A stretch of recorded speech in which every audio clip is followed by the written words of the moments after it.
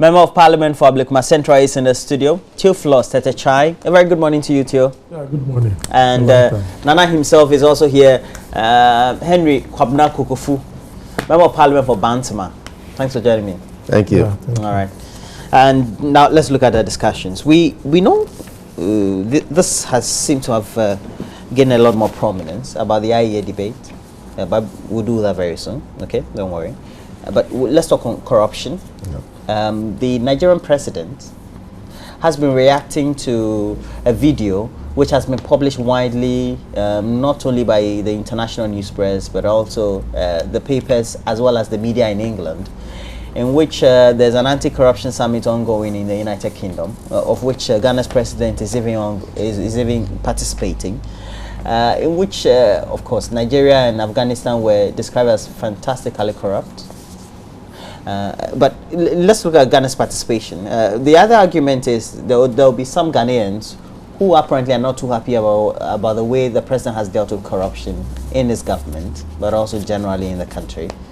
But how does that juxtapose with the whole comments made by David Cameron, when we know that really in Africa we don't come close to anywhere, and actually according to what the numbers are, we seem to be doing so well in trying to curb the phenomenon.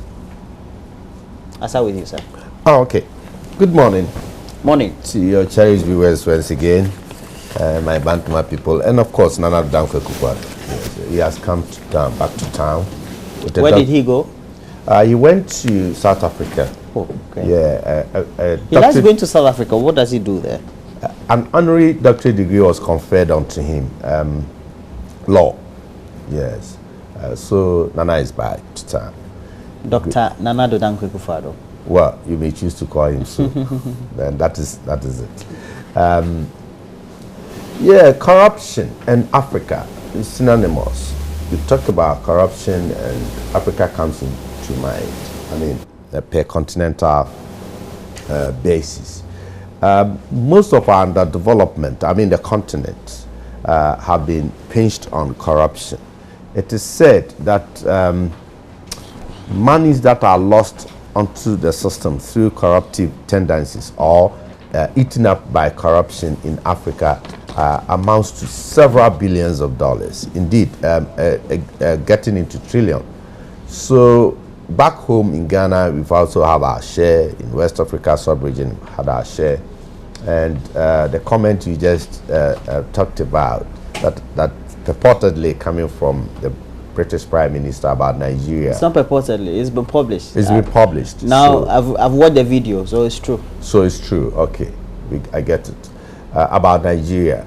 Others might think it's unfortunate, but that's the hard truth. You can, and we all do know what corruption has done to the very system that operates in Nigeria, and for that matter in Ghana back home. We all do know how their oil revenue, petroleum revenue have been embezzled, stolen, and all kinds of things. And Nigeria being the largest oil producing country in Africa ought to have been where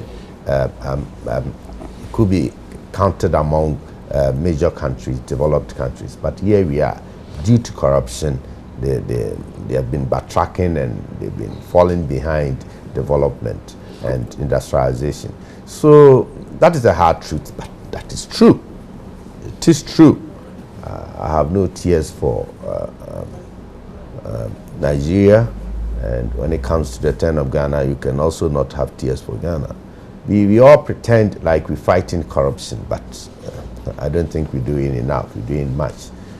When you have simple bars branding costing the nation over 100 and something million, 1.9 million Ghana cedis extra, then you cannot be telling anybody you're fighting corruption. And indeed, in our own domestic and internal systems, you have a government in place that a cabinet minister comes out, not any other person than the Minister of Justice and Attorney General comes out openly to declare that my government in which I'm operating is the most corrupt government I've ever seen. Gargantuan corruption have been going on, and goes on to cite a number of cases issues.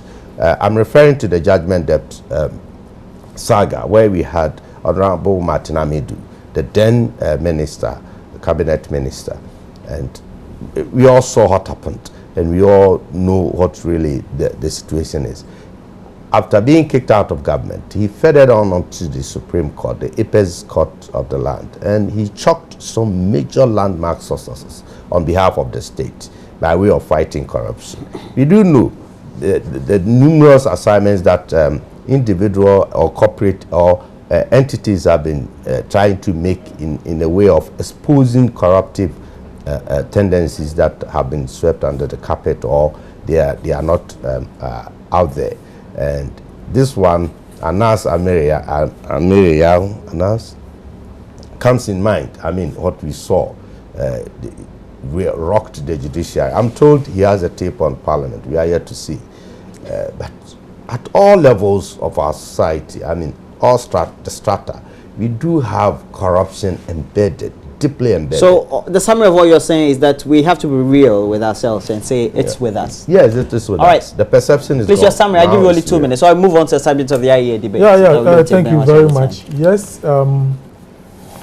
once accusing figures are being pointed to Nigeria, when you point your finger, how many points to use? 4. Almost all the 4 comes to you.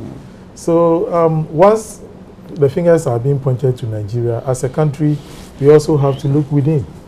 And for me, corruption is endemic in Ghana, very, very endemic. I don't think there is any institution in this country, whether a civil society, whether a private institution, whether a public institution, that one can say that corruption cannot be found. Even in the civil society groups, there are a lot of corrupt practices that goes on.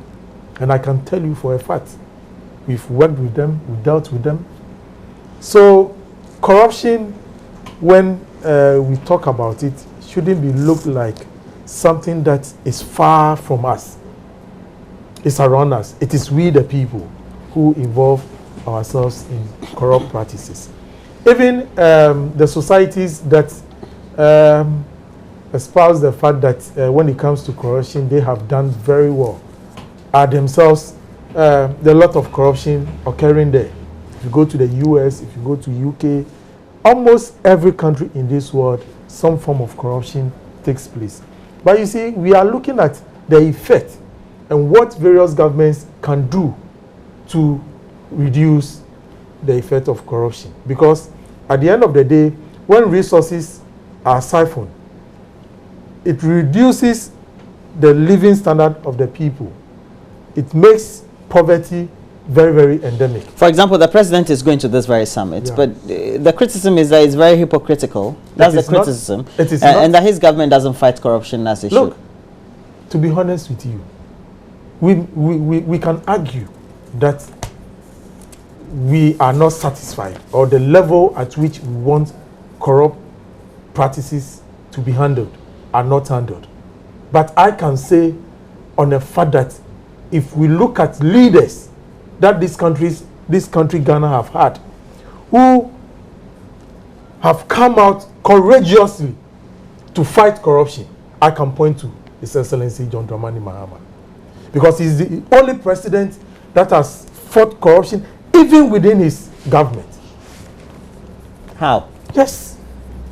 Issues, gone are those days when a sitting president will say that, look, for me to bring your corrupt practices to the fore, will, how do you call it, bring down my government.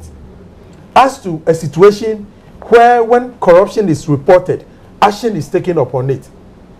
If you compare, you realize that one person is taking that bold step, and there is a need for us as a country, whether a civil society, whether a public or private individuals, we need to give the president. Well, the president may be support. doing that, but why is it that you are proclaiming to be doing something that is very apt or good, but at the same time you seem to be getting a lot of flack? Everything that is good, everybody likes. You see, it just doesn't synchronize. No, you see, when we all agree that the thing is there, okay, Now, when you don't fight it, people who have evidence, people who want to bring those things to the fore, don't have the courage to even come up. You wanted to because he knows that the leader who is supposed to hold on to the information and act on it. I wanted him to come in, but let me change the subject. Yeah, just a little bit. Just a little you bit. add something to it, but let's look at the IEA debates. Okay. And then the things that come thereof, so that we don't have, because we'll be hitting 20 minutes very soon. Yeah. But let's